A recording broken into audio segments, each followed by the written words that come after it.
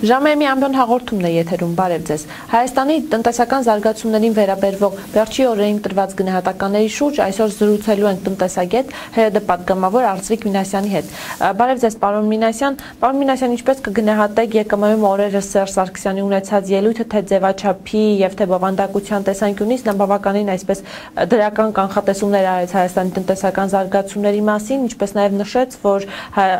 կան որոշակի խնդիրներ, սակայն այնուամենայնիվ Հայաստանի տնտեսության վատթար վիճակը ավելի շատ դա չարակամների ներկայացնելու ձևն է, քան իրականություն է։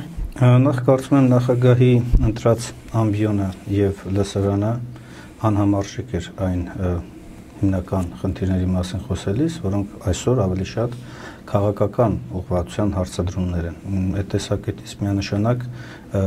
չեմ կարող կիսել նախագահի մոտեցումը հարցերը բարձրացնել այնտեղ եւ այն էլ այդ ձևաչափի ներքո։ Անուղղակի ձևով ասում հասարակական կազմակերպության օրենքով արգելված է քաղաքական գործունեություն ծավալել, մղվեց դեպի քաղաքական կյանք։ Որն էր նպատակը ձեզ նման ամբիոնից ելույթ ունենալու։ Ես դժվարանում եմ ասել, հավանաբար նախագահի խորհրդատուները փորձում են ամեն ամբիոն օգտագործել, որպեսզի ցույց տան, թե նախագահը պատրաստ է ցանկացած միջավայրում խոսելու խնդիրների մասին, այդ համարձակությունը կա, բայց այս դեպքը չէր, ակնհայտորեն անհամաչափ էր, անհամարժեք էր բարձրացվող հարցերի մասին նման հարց ու պատասխանի ձևաչափով ներկայացնելը։ Բայց ինչ ավելի մտահոգում է այն պատասխանները, որոնք հնչեցնում են նախագահը, որովհետև այդ պատասխանների մի զգալի հատվածում ես տեսա ակնհայտ խեղաթյուրված տեղեկատվություն։ Հավանաբար նորից օգնականները կամ խորհրդատուները նախագահին սխալ ինֆորմացիա են տալիս եւ այդ ինֆորմացիայի ազդեցությամբ նախագահը անում է հայտարարություններ, որ Հայաստանի իրականության հետ կապ չունի։ Ինչ նկատի ունեք։ Այն, որ տնտեսության վիճակի վերաբերյալ ինչ-որ ցուցանիշներ են ներկայացվում, համաշխարհային տնտեսական զարգացումների վերաբերյալ տարբեր կառույցների կանխատեսումներ են ներկայացվում, որոնք կարող են տարբեր ժամանակ փոփոխվել, բայց որևէ ձևով չեն կարող հիմք հանդիսանալ քո ազգային տնտեսության կառուցվածքային քաղաքականության մշակման գործում, բայց փաստորեն այնպես ստացվեց, որ մեր տնտեսությունը ուղղակիորեն կապված համաշխարհային տնտեսական զարգացումների հետ եւ ցավալիորեն այն ժամանակ, երբ որ նույն Եվրամիության երկրները կամ Ռուսաստանը կամ Չինաստանը կամ Հնդկաստանը զարգացման այլ դինամիկա են ունենում, այսինքն ավելի արագընթաց աճ են արձանագրում, մեր տնտեսությունը նույն տեմպով անկում է արձանագրում։ Եթե այս կապը ուղղակիորեն չի, ուրեմն չի կարելի վերցնել միջազգային որևէ կառույցի տված գնահատական այդ ժամանակահատվածում, ասել որ քանի որ Եվրամիության երկրներում օրինակ աճը 0.1 կամ 0.5% է լինելու, ապա Հայաստանի արձանագրած 3.1% կամ 3.9% աճը դա համարվում է լավագույն աճ։ Սա մեթոդաբանական նախսխալ է այս մոտեցումը կիրառելը, որովհետև եթե մենք պետք է չափենք այդ տնտեսության մյուս առանձնահատկությունները հաշվի առնելով եւս գնաճի մակարդակը, երկրի տոկոսադրույքները, երկրի ունեցած միջազգային դիրքը, արտահանում ներմուծում ծավալները, վճարային հաշվեկշիռի այլ բաղադրատարերը եւ այլն։ Բայց քանի որ չի արվում այդ ամենը եւ վերցվում է միայն չոր ինչ-որ թվեր են արտաբերվում, դրանք մեթոդաբանական սխալի պատճառ։ Երրորդ դիտարկումը, որ ես կուզենայի ամեն ինչից անեի, հետեւյալն էր, որ ակնհայտորեն նախագահը թեև խոսում է տարբեր ժամանակ հանդուրժողականության, համերաշխության մասին, բայց շատ բացահայտ էր հասարակությունը բաժանել յուրայինների եւ թշնամիների, ինչը Հայաստանին ոչ միտեղ տանող ճանապարհ է։ Եթե մենք խոսում ենք համազգային ներուժի համախմբման մասին եւ այն էլ ԵԿՄ-ի համագումարի ժամանակ, երկրապաների, հայրենիքը պաշտպանողների համագումարի ժամանակ նման գնահատականներ եւ նման ոճով ներկայացնել ընդդիմախոսներին իմ համար խիստ տարակուսելի է, որ որևէ իրական նպատակ կա համախմբում ապահովելու ուղղությամբ։ Իսկ ինչ նպատակ կա այդ դեպքում։ Ինձ թվում է, որ նպատակը մեկն էր, զայրացած նախագահը փորձում էր հարվածներ հասցնել ընդդիմախոսների հասցեին ուղղությամբ եւ հատկապես ակնհայտորեն չտարբերելով իսկապես այսպես արմատական դեմ արտահայտվողներին այն մարդկանց, ովքեր որ ուզում են իսկապես համերաշխության, հանդուրժողականության եւ համընդհանուր ներուժի համախմբման միջոցով երկրի դուրս բերելու քաղաքականություն վարել։ Եվ առանձին ծայրահեղ գնահատականները որոնք որ միշտ եւ բոլոր ժամանակներում եղել են եւ որը այո հաճախ նաեւ վնաս է պետությանը, պետականությանը, փորձ արում ներկայացնել որպես բոլոր ընդդիմախոսների միասնական տեսակետ։ Սա ընդունելի տարբերակ չի։ Սրանով մի սաների կտորով բաժանել հանրությանը մերի եւ ձերի կամ յուրայինների ու թշնամիների կամ ըստ էության խորացնելով այն աշխարհ, որ արդեն դավաճանի պիտակներ սկսել կպցնել, սա երկրի նախագահին, այսպես ասեմ, վայել չէ, որովհետև երկրի նախագահը ի տարբերություն ցանկացած այլ քաղաքական ուժի ղեկավարի, այ երկրի նախագահն է, նա պետք է ներկայացնի ողջ ժողովրդին, նա պետք է իր վարկագծով, իր պահելաձևով նշվում էր, որ որոշ մարդիկ լրատվամիջոցներ թույլ չեն տալի, որպեսզի նա իր արածները ներկայացնի ժողովրդին։ Նման հայտարարություն եղավ քաղաքաշինության նախարարությունում։ Ես դա հենց դրան եմ գալիս, որովհետև ցանկացած իշխանություն, այո, ներկայացնելու խնդրեմ ունի իր արած գործերը, բայց այդ արած գործերը ներկայացնելու ձևաչափը եւ օբյեկտիվ տեղեկատվությունը պետք է համապատասխանեն արված գործերին։ Մինչդեռ մենք ինչ ունենք։ Ունենք կիսատ պրատ բազմաթիվ արված գործեր կամ չիրականացված խոստումներ, որոնց վերաբերյալ այնպիսի շռնդալից բառերով է օգտագործվում, որ կարծես թե Հայաստանը զարգացել է, եսի մուրը ասել, որ մեր տնտեսությունը առողջ է, մեր տնտեսությունը դիմագրավում է ցանկացած բաների, դա այդպես չի։ Եթե ինչ-որ քաղաքական դիմախոսի պատասխան ուզում հնչեցվել, ավելի լավ է այդ պատասխանը հնչեցվի կոնկրետ փաստերով, կոնկրետ գնահատականներով, այլ ոչ թե պարզապես հայտարարություններ արվի։ Մի քանի հիմնական հարցադրումներ կան, չէ՞, մեր այսօրվա երկրի տնտեսության առջև ծառացած խնդիրների մասով։ Մեկը տնտեսության վիճակ եւ ապագա զարգացումներն են, որտեղ այդպես էլ անհասկանալի մնաց, թե մեր տնտեսության առաջատար ճյուղերը որն է լինելու։ Ի վերջո մենք ունեցել ենք զարգացման 20-ամյա պատմություն։ Այդ ընթացքում որոշակի ճյուղեր առաջ են գնացել, որոշակիները հետ են մնացել, բայց տնտեսության կառուցվածքային քաղաքականության մասին խոսք չեղավ։ Խոսք եղավ մի քանի դետալների մասին, որը մեծ հաշվով որպես ապագայի պատկերացում ունեցող քաղաքացիներ ոչինչ է տալիս։ Այսինքն մարդը լսելով այդ ամենը, հիմա չգիտի ինքը կամ իր զավակ օրինակ ինչ մասնագիտություն ընտրի, որ երկրում ունենա աշխատանք, ունենա եկամուտ եւ ապագայի նկատմամբ մեծ վստահություն։ Կամ խոսելով կൂട്ടակային կենսաթոշակների մասին, ինչ ասում նախագահը։ Երկու լրացուցիչ փաստարկ է բերում, որոնք որ որևէ տեղ մենք կառավարության կողմից հրապարակված կենսաթոշակային բարեփոխումների հայեցակարգում չենք գտնի։ Առաջինը երկար փողի գաղափարն է, այսպես ասած, եւ երկրորդը էժան տոկոսադրույքներով լրացուցիչ ֆինանսական ռեսուրսներ ունենալու։ Մինչև այդ միշտ շեշտադրվում էր, որ սա արվում է հանուն քաղաքացիների շահերից ելնելով, իսկ եթե հենց խոսենք այդ մասին, հա, այսինքն իր բերած փաստարկների արդյոք մեր նման պետությունում հնարավոր է նման կൂട്ടակայինի ճանապարհով լուծել այդ երկար փողի խնդիրը եւ արդյոք իշխանությունը պատրաստ է պատասխանատվություն կրել, հա, այսինքն մարդկանց եկամուտների նվազման դեպքում նման քաղաքականություն վարելով։ Ցանկացած երկիր, այդ թվում նաև մեր երկիրը երկար փողի կարիք միանշանակ ունի։ Ցանկացած երկիր, այդ թվում նաև մեր երկիրը էժան փողի կարիք ունի, որովհետև տնտեսությունը կարիք ունի երկար եւ էժան փողերի, սա աքսիոմատիկ ճշմարտություն է։ Սակայն փորձենք հասկանալ, արդյոք պարտադիր կൂട്ടակային բաղադրիչն է, որ պետք է լուծես հարցը կամ դրա չգոյությունն է, որ մեր մոտ երկար փողեր չկան։ Ես ամենևին այդ տեսակետին չեմ։ Մի հատ նայեք մեր անցած ուղին։ Մենք ունեցել ենք մեծածավալ ներդրումներ, որոնք նվազել են։ Էականորեն Հայաստան ներդրումները նվազել են։ Իսկ կൂട്ടակման նպատակը ի վերջո, այս կൂട്ടակումների, խնայողությունների վերջնական նպատակը ներդրումներ դարձնելն է։ Եթե մենք այստեղ, այսինքն ներդրումների մասով ունենք նվազում, պատճառը ո՞րն է։ Պատճառը մի քանիսն են, որոնք իրենք էլ լավ գիտեն եւ տարբեր ամբիոններից արտաբերում են, այդ թվում վարչապետը, հա, որ ասում է մենք սեփականության իրավունքի պաշտպանության խնդիր ունենք։ Մենք ներդրումային միջավայրի ոչ բավարար վիճակի խնդրեմ ունենք։ Մենք արտարադատության համակարգ, կաղող արտարադատության համակարգ ունենք։ Մենք ոչ մրցակցային տնտեսություն ունենք, օլիգարխիկ տնտեսական կարգեր ունենք։ Սրանք են պատճառները, որ երկար փող չի ստեղծվում։ Եվ երկրորդ դրվագը, չէ՞ որ մենք իբրև պետություն հսկայական վարկային ռեսուրսներ ենք վերցրել 2009 թվականի համաշխարհային տնտեսական ճգնաժամից հետո, որոնք երկար փողեր են իմիջայլոց եւ ցածր տոկոսադրույքներ են։ Իսկ ուր են այդ փողերը։ Ինչու այդ փողերը չեն մտել տնտեսություն, չեն ստեղծել նոր արժեք, որպես այդ նոր արժեքի հիման վրա մարդկանց կողմից վաստակած գումարները նաև հետագայում կուտակվի։ Եվ վերջապես երրորդ կարևոր հանգամանքը, որևէ երկրի դեռևս չի հաջողվել պարտադրելով խնայողությունները ստանալ արդյունավետ լուծում։ Բոլոր այն երկրները, որտեղ փորձ է արվել պարտադիր բաղադրիչը ներդնել, այնտեղ հասել են առնվազն 80%-ի կոնսոլիդացիայի արդյունքում, այսինքն Սերժ Սարգսյանն նշում է, որ այստեղ 80%-ը դեմ է։ Ես հենց դրան եմ ուզում գամ, որովհետև այն երկրներում, որտեղ պարտադիր կուտակային բաղադրիչը տարբեր չափերով ներդրվել է, դա եղել է բացառապես կոնսենսուսի արդյունքում, հասարակության տարբեր շերտերի, տարբեր խավերի անձանց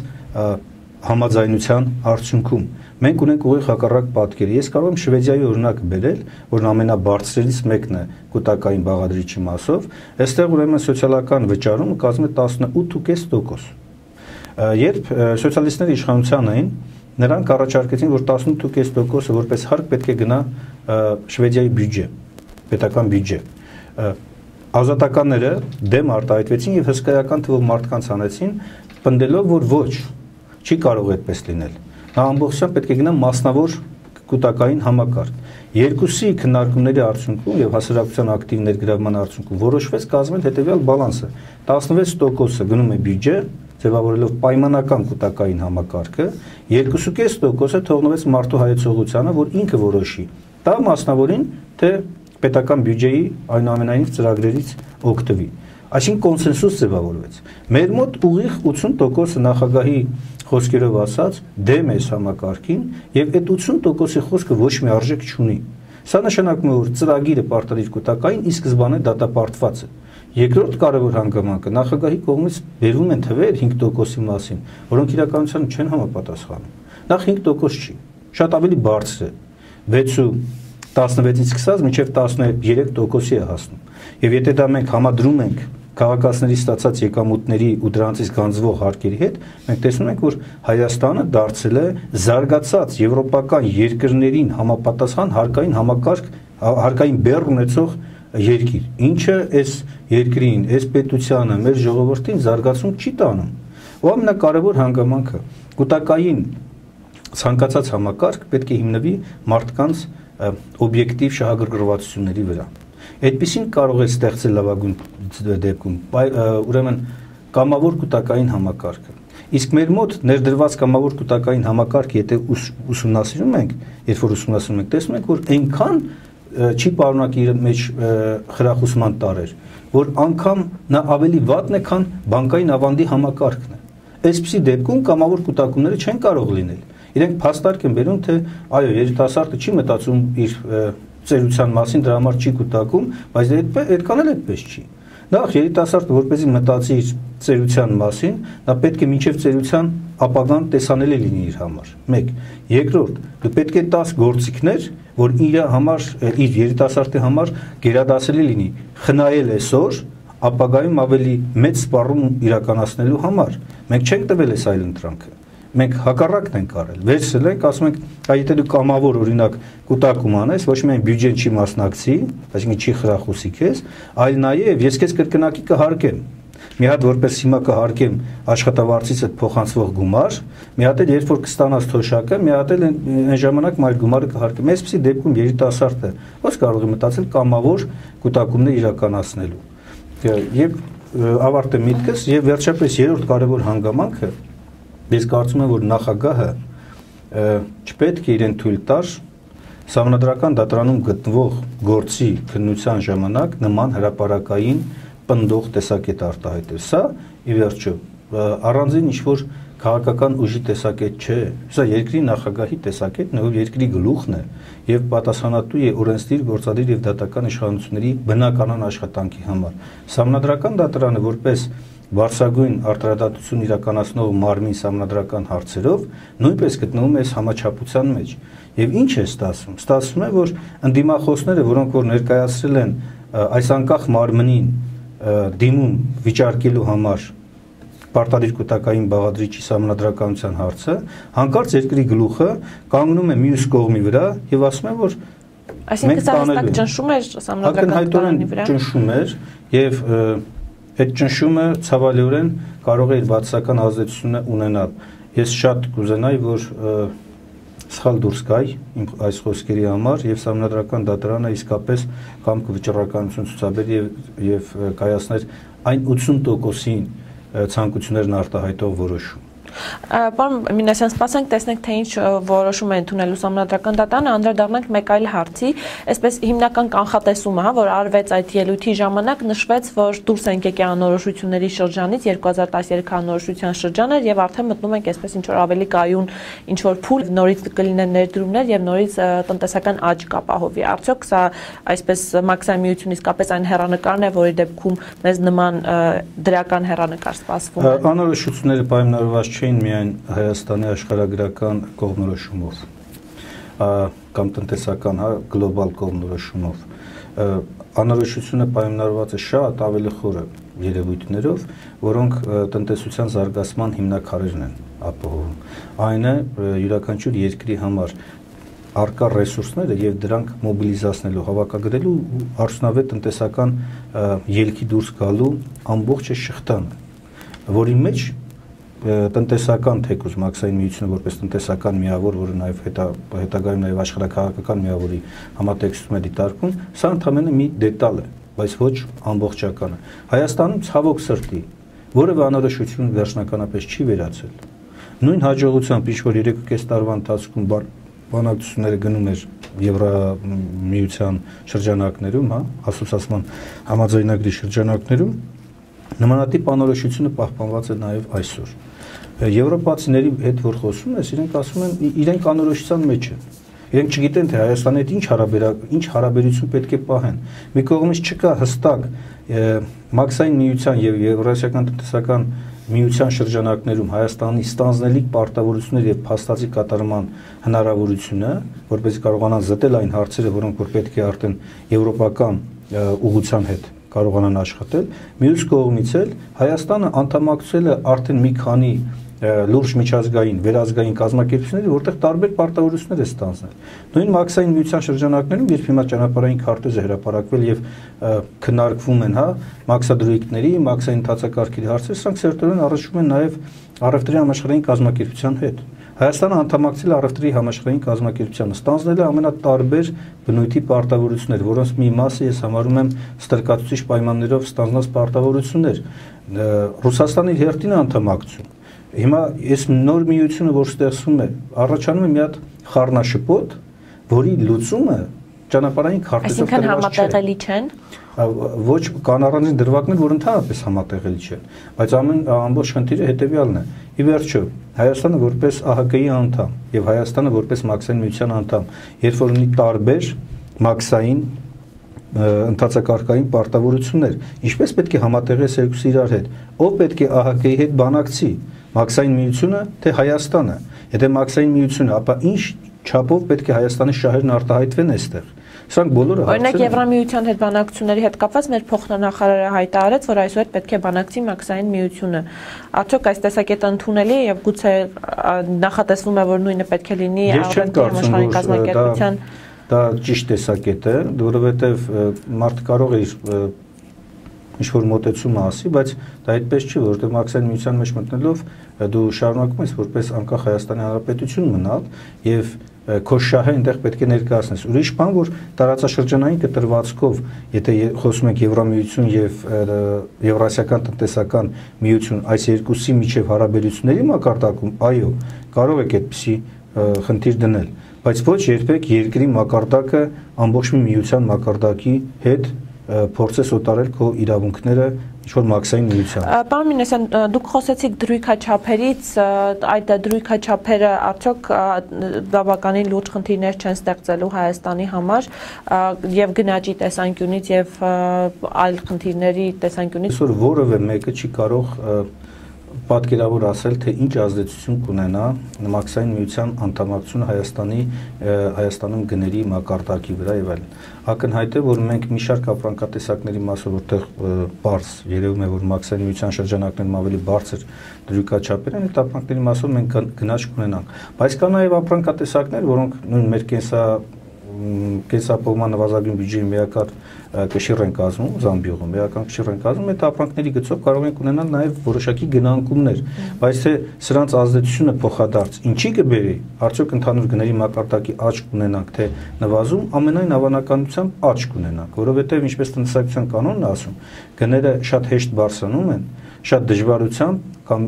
չեն իջնում կամ իջնում են ցածր մակարդակի վրա։ Այդ տեսակետից գնաճի հավանականությունը շատ ավելի բարձր է լինելու, բայց ինչ ծավալի, ինչ չափերի այսօր ես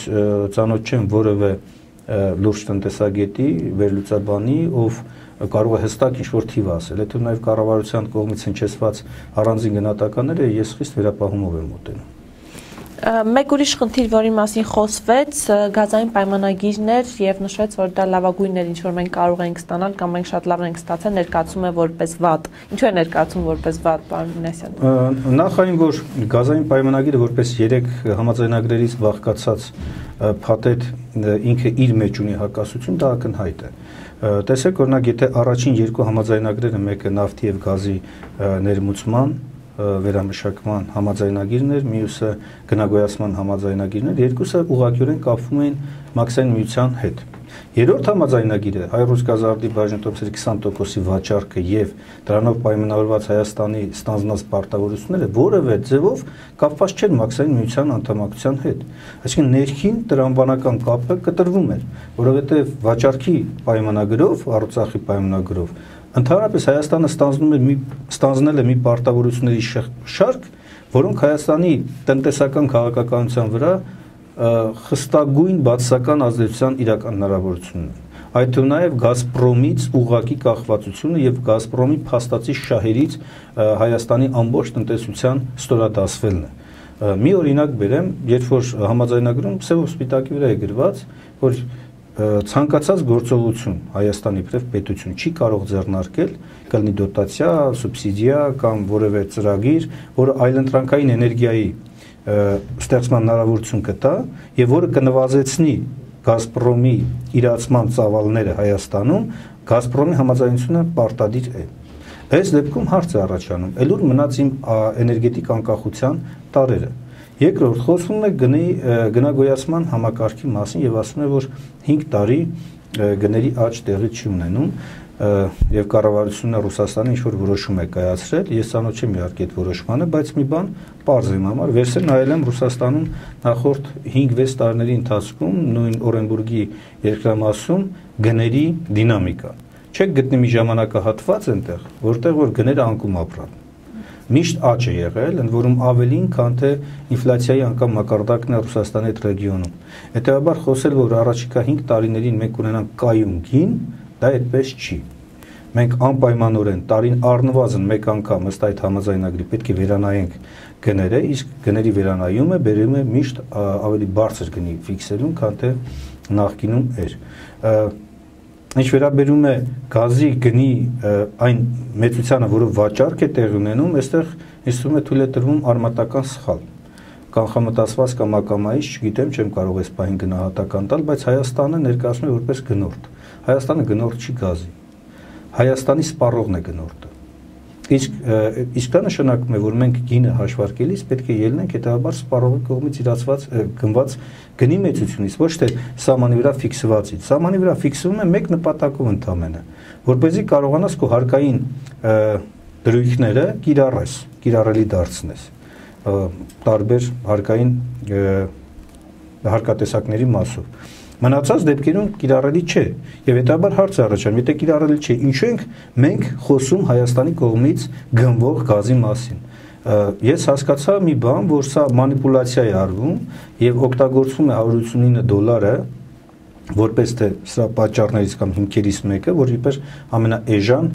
գազն ենք մենք ձեռք բերում։ Իրականում, երբ որ մենք հաշվարկում ենք սպառողի կողմից իրացված գազի գնից, տեսնում ենք, որ տարածաշրջանում թանկ գազերից մեկն է, որ մենք ձեռք ենք բերում։ Եվ այնպես էլ չի, որ մենք շռայլության մեջ ենք ապրում այդ տեսակետից։ Հակառակը, եւ եթե այս տենդենսը, այս միտումը շարունակվի, շատ շուտով $390 ավելի կբարձրանա, որտեվ օբյեկտիվ հանգամանք կա։ Եթե ծավալը նվազում է գազի իրացման, միավոր խորանարդ մետրի վրա ընկնող ֆիքսված ծախսերը, հաստատուն ծախսերը ավելի մեծ են լինում եւ բնականաբար դա բերում է ավելի մեծ ծախսերի ու նաեւ ավելի բարձր գնի։ Պարոն Մինասյան, չնայած տրված շատ մեկնաբանությունների հանրության շրջանում բավականին շատ նորից հարցեր կան այս գազային համաձայնագրի եւ 300 միլիոն պարտքի մասին, ոչ իշխանական ուժերի կողմից առաջարկված այդ նախագիծը ստեղծել գազային համաձայնագրի ժամանակավոր հանձնաժողով մերժվեց, սակայն հիմա իշխանությունը նորից շրջանառության մեջ է դրել նման հանձնաժողով ստեղծելու հարցը եւ Դաշնակցությունը կողմ է արտահայտվել, ըստ ձեզ ինչու իշխանությունը մերժեց, հետո ինքը առաջարկեց եւ երկրորդ արդյոք դուք սպասում եք, որ այնտեղ կլինեն այսպես ինչ որ հարցերի պատասխաններ դուք իսկապես կստանաք։ Նախ իսկապես, եթե մի քիչ ավելի անցյալով նայեմ, 2010 թվականին դեռևս մեր խմբակցությունը այս բոլոր հարցապնդումների մասով հանդես եկավ ժամանակավոր հանձնաժողով ստեղծելու առաջարկով։ 2010 թվականին իշխանությունը, այն ժամանակահատական մեծամասնությունը մերժեց։ Ոչ իշխանական 4 ուժեր հիմա հանդես եկան առաջարկով, որ երկու կոնկրետ հարցով 300 միլիոնի եւ դրանով պայմանավորված գնագոյացման համակարգի ուսումնասիրություն իրականացվի, անտեսելով քաղաքական մեծամասնությանը, նորից քաղաքական մեծամասնությունը մերժեց։ Ինչու էին այն ժամանակ ոչ իշխանական քաղաքական ուժերը անտեսում քաղաքական մեծամասնությանը, որովհետեւ մեր համար պարզ էր, հարցը պետք է բարձրացվի եւ պետք է բարձրացվի քվեարկության առնվազն մակարդակի վրա եւ հրավիրենք իշխանությանը, որպեսզի իրենք մտնեն այս երկխոսության մեջ, այսպես ասած, հա։ Իշխանությունը նեղացածի կեսվածք ընդունեց, թե իբր առանց իրենց փորձարարվում ստեղծել այդ հանձնաժողովը, մերժեցին։ Բայց կարծում եմ, որ իշխանությունը չէր պատկերացնում, որ այս հարցը կարող է իսկապես նման ծավալի քննարկման հարց դառնալ եւ շատ հարցեր նաեւ իրենց համար բարձ չեն ու շատ բարձ պատճառը, որովհետև այլևս չեն կարող չստեղծել, որովհետև հասարակության բացատրելու բան պետք է ունենան։ Սրանք են շարժառիթները, որ իշխանությունը գնաց այդ տարբերակին, որ ստեղծի նոր հանձնաժողով, մենք ամբիցիաներով չենք տառապում, չենք ասում, որ վայ, չէ, ինչու մերժեցիք, հիմա դուք եք ստեղծում է շատ ավելի լավ։ Գլխավոր խնդիրը հետևյալն է, այնպես հավասարակշռել հանձնաժողովում իշխանության եւ ոչ իշխանական ուժերի մասնակցությունը, որպեսզի օբյեկտիվորեն հավասարաչափ ազդելու հնարավորություն լինի։ Մի կարևոր դրույթը սա է։ Երկրորդը հարցերի այնպիսի ձևակերպումներ լինի, որոնք կունենան նաև սպառիչ պատասխաններ կամ այդպիսի հավանականությունը ավելի մեծ կլինի, ոչ թե ընդհանուր գլոբալ ձևակերպումներ լինեն։ Եվ վերջապես երրորդ կարևոր հարցադրումը, որ կա այս ներկայացված նախագծի շրջանակներում մեր կողմից, մեր պատկերացումով, դա նաև որ ի վերջո այս հանձնաժողովի վերջնական եզրակացությունը պետք է պարունակի կոնկրետ առաջարկություններ այս համակարգում արդյունավետ լուծումներ տալու տեսակետից, սկսած սակագների ձևավորումից, ավարտված հայ-ռուսկազարդի կողմից մատուցվող ծառայությունների շրջանակում սպառողների շահերի ամբողջական պաշտպանությունը։ Եթե մեզ հաջողվի ունենալ այդպիսի մի տարբերակ նախագիծ, մենք միանշանակ կողմ կլինենք այդպիսի հանձնաժողովի ստեղծմանը։ Մենք հայտարարել ենք, որ սկզբունքորեն կողմ ենք, սակայն մեր առաջարկությունները մենք կներկայացնենք եւ եթե իրացվեն դրանք, ապա այո, պատրաստ ենք նաեւ ներգրավել այս աշխատանքները։ Պարոն Մինասյան, վերջին շրջանում եւ հենց գազային համաձայնագրի, ինչպես նաեւ կൂട്ടակային կենսաթոշակային համակարգի շրջանակ այդ կապված խնդիրների շրջանակներում ոչ իշխանական 4 ուժերը բավական ակտիվ համագործակցում են եւ ԲՀԿ վերջին համագումարում կրկին խոսվեց այս մասին, կոնսոլիդացիայի անհրաժեշտության մասին։ Ինչ է անում հիմա 4-ի ֆորմատը եւ դուք ինչպես եք ընդհանրապես տեսնում հետագա զարգացումներն այս համագործակցության հետ կապված։ Մենք սկզբունքորեն այն քաղաքական ուժն ենք, որը չի մերժել որևէ քաղաքական միավորման, քաղաքական ուժի հետ եւ քաղաքացիական ակտիվ հասարակության հետ համագործակցությունը հանուն պետության եւ հանուն հասարակության բարեկեցության աճի։ Այդ տեսակետից չենք մերժել ոչ մեկին, անգամ իշխանություններին չենք մերժել։ Մենք ասում ենք, կարևորը այդ նպատակը, որ ձևակերպվում է, համատեղ ուժերով հասնել դրանց լուծմանը։ Այդպիսի կարևոր օրակարգային հարց կարող է լինել նույն արտագաղթի տեմպերի նվազեցման հիմնական խնդիրը։ Սա, եթե պահանջում է կոնսոլիդացիա նաեւ իշխանությունների հետ, մենք պատրաստ ենք նաեւ դա իրականացնել։ Այս համատեքստում մենք ոչ իշխանական 4 ուժերի հետ ընտրել ենք օրակարգի մի քանի կարևոր հարցեր, որտեղ ոչ թե կուսակցական գաղափարախոսությունն է տարբերակում իրարից, այլ երկրի նկատմամբ, ապագայի նկատմամբ մեր միասնական պատկերացումը։ Այդպիսի օրակարգային հարցերը եղել են դուք թվարկեցիք կուտակայինի հարցը, գազի հարցներ, քաղաքական հարցերից մեծամասնական ընտրակարգը հանելու հարցն է, ընտրական նոր օրենսդրության կիրառման հարցն է եւ այլն։ Կան այսպիսի հարցեր, որոնք որ հնարավորություն են տալիս 4 ոչ իշխանական ուժերին, 3 ընդդիմադիր եւ 1 այլ ընտրանք, միավորել ջանքերը, այդ թվում նաեւ հասարակության ջանքերը, հասնելու որոշակի արդյունքի։ Մենք չենք տառապում ատելությամբ, մենք չենք տառապում ամբիցիաներ դրսևորումով։ Այդ տեսակետից իբրև դաշնակցություն մենք ավելի բաց ենք, ավելի ընկալելի ենք եւ պատրաստ ենք համագործակցել, տանել այդ համագործակցությունը մինչեւ վերջ, մինչեւ այնտեղ, երբ որ այս խնդիրները լուծում կունենան, լուծում կստանան։ Իսկ բուն քաղաքական պայքարը ամեն մի քաղաքական ուժի գաղափարախոսության կոնտեքստում մենք շատ լավ այս գիծը տարբերակում ենք։ Սոցիալիստական ազգային դաշնակցության քաղաքական ուղեգիծը շատ հստակորեն տարբերվում է, ասենք, ազատական այլ ուժից կամ սոցիալ-լիբերալ ՀԿԿ միավորումից եւ այլն։ Մենք սրանք շատ հստակ տարբերակելով հանդերձ ունենք կարևոր մեկ նպատակ։ Այսօր օրակարգում դրված է սոցիալ-տնտեսական քաղաքականության կոնկրետ խնդիր։ Ինչպես անել, որ այս ոլորտներում հասնել հասարակության համախմբմամբ երկրում ապրող բնակչության վստահության վերականգնման։ Դուք անձամբ ճանապարհն ինչպես եք տեսնում դրա։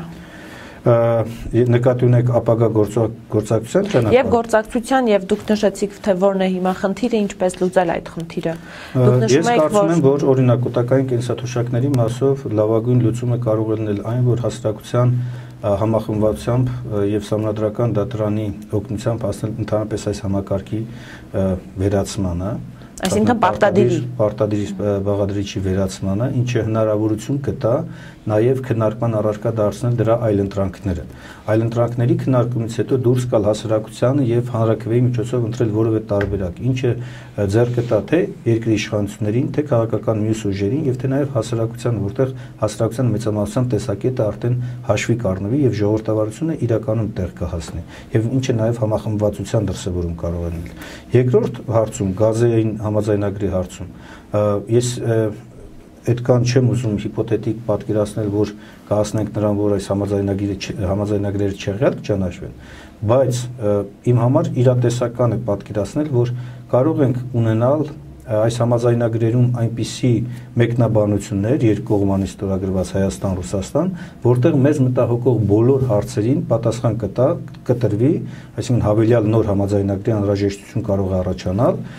որի ներքո այս հարցադրումները, որ կատարվում է հասարակության կողմից եւ քաղաքական ուժերի կողմից, հստակ կերևա հայկական շահը, Հայաստանի շահը պաշտպանված կլինի, որտեղ հիմա իշխանություններն ասում են, որ այո, մենք պաշտպանում ենք այդ շահը, բայց չի երևում, թե ինչպես են պաշտպանում։ Հիմա մեր խնդիրը նա է, որ այստեղ հասնել այդ արդյունքին, այս նույն համաձայնագրի, այս նույն հանձնաժողովի գործունեության արդյունքներով, նաև այնպիսի գնային քաղաքականություն իրականացնել, որպեսզի հայ սպառողը իմանա, որ ինքը վճարում է X գումարը, կարող է այդ գումարը վճարել նախ, եւ երկրորդ ստանում է որակյալ ծառայություն։ Ինչ վերաբերում է օրակարգային այլ հարցերին, նույն քաղաքական ուղղվածության հարցերին, սպասվում է նաև սահմանադրական փոփոխություններ։ Սկզբունքային մի քանի հարցադրումներ մենք կարծում ենք, որ հնարավոր է համագործակցաբար հասնել այդ հարցադրումների իրացմանը սահմանադրության նոր փոփոխություններում։ Դա վերաբերում է թե պարլամենտական հանրապետության ձևավորմանը, թե ընտրական ամբողջ կարգի փոփոխությանը եւ այլ եւ այլ։ Եվ այսպես շարունակ։ Եվ ու նաև ամենակարևորը ընդդիմության, անկախ նրանից, որ մենք հիմա ընդդիմություն ենք, ընդդիմության դերակատարության բարձրացմանը երկրի կառավարման գործում։ Շատ լավ, շնորհակալ եմ շատ մեկնաբանությունների համար, պարոն Մինասյան։ Հիշեցնենք, որ մեր հյուրը ՀՅԴ պատգամավոր Արծվիկ Մինասյանն էր։ Դուք սպասեք մեր նոր հանդիպումներին, կտեսնվենք։